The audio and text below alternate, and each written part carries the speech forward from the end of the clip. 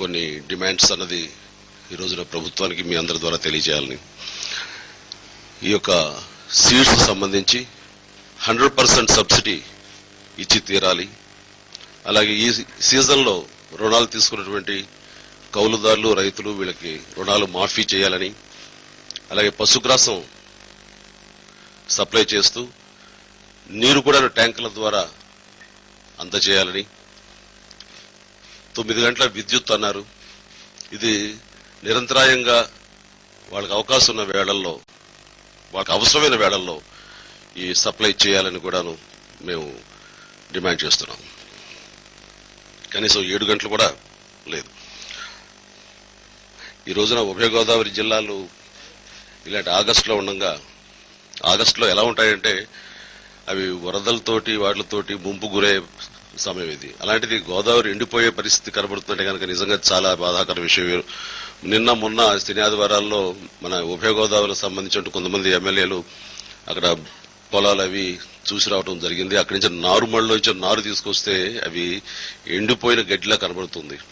So ఇదంతా కూడా ఎందుకు, దీని అత్యవసరంగా ఉంది కరువు, దీని మీద మనం ఏదైనా ఒక పరిష్కారం ఆలోచించాలి అని ఎందుకు అంత తీవ్రంగా దీన్ని తీసుకోవటం లేదు అంటే, ఏవో కొన్ని అంశాలు ఉంటాయి, సాంకేతిక అంశాలు. సో ఇంత ఈ స్థాయికి వస్తే గానీ దీని కరువు మండలాలుగా మనం దీన్ని పట్టించుకోకూడదు అనేది.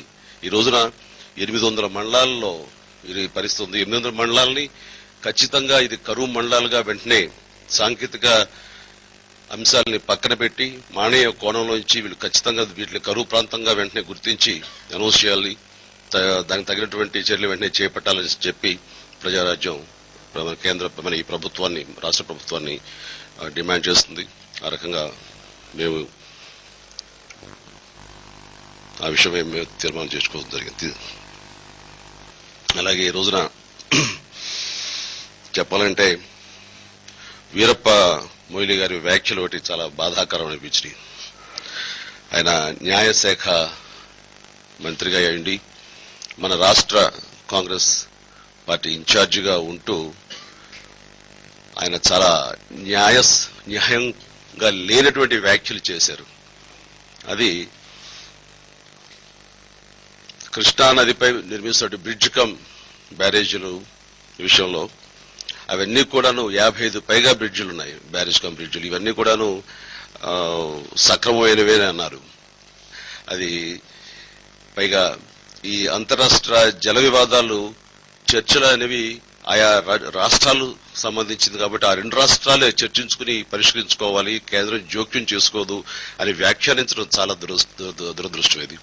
అండ్ అలాంటి బాధ్యత మనిషి బాధ్యత రహితంగా మాటలు మాట్లాడటం అన్నది నిజంగా మేము దాని వెంటనే ఆ మాటల్ని, మొయిలీ గారి వ్యాఖ్యల్ని ఖండిస్తున్నాం. ఇక మరో విషయం వస్తే, రేపు ఈ బాబ్లీ సంబంధించి దాని మీద ఆ నిర్మాణాలపైన ఈ రాష్ట్ర ప్రభుత్వం ఉదాసీనతని మేము వ్యతిరేకిస్తూ ధర్నా చేస్తున్నాం. ఇది రేపు కరీంనగర్ కలెక్టరేట్ ముందు మేము కరీంనగర్ జిల్లాలో ఉన్నటువంటి అన్ని మండలాల నుంచి కూడాను మా వాళ్ళందరూ కదిలొస్తున్నారు. అండ్ ఈ రోజున తెలిసిన పరిస్థితి ఇది ఇప్పటిది కాదు, ఎప్పటి నుంచో ఉంది. బట్ ఈ పరిస్థితికి అసలు ఇది ఒక మార్గం అని కానీ, గట్టి ప్రయత్నాలు చేస్తున్నారని కానీ, కోర్టుకు సంబంధించిన ఆదేశాలని బేఖాతరు చేసి మహారాష్ట్ర ప్రభుత్వం వ్యవహరిస్తున్న శైలిపై ఎలాంటి గట్టి చర్యలు చేపట్టకపోవడం అనేది మన వాళ్ళు మన రాష్ట్రానికి చేస్తున్న అన్యాయంగా మేము భావిస్తున్నాం. దాని యొక్క పర్యవసానం ఈ రోజున మనం చూస్తున్నాం. ఈ రోజున ఇదే పరిస్థితి కొనసాగితే గనక ఈ బాబ్లీకి గోదావరి సంబంధించి ఆధారపడ్డటువంటి ప్రాంతం అంతా కూడాను ఎడారిగా మారి మరో రాజస్థాన్ మన ఆంధ్రప్రదేశ్ లో వీళ్ళు పుణ్యమా అంటూ తయారయ్యేలా ఉంది, రాజస్థాన్ లాగా.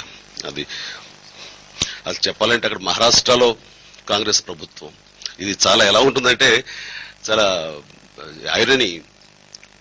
మహారాష్ట్ర కాంగ్రెస్ ప్రభుత్వం, ఇటు ఆంధ్రప్రదేశ్ కాంగ్రెస్ ప్రభుత్వం. కడప ఎంపీ జగన్మోహన్ రెడ్డి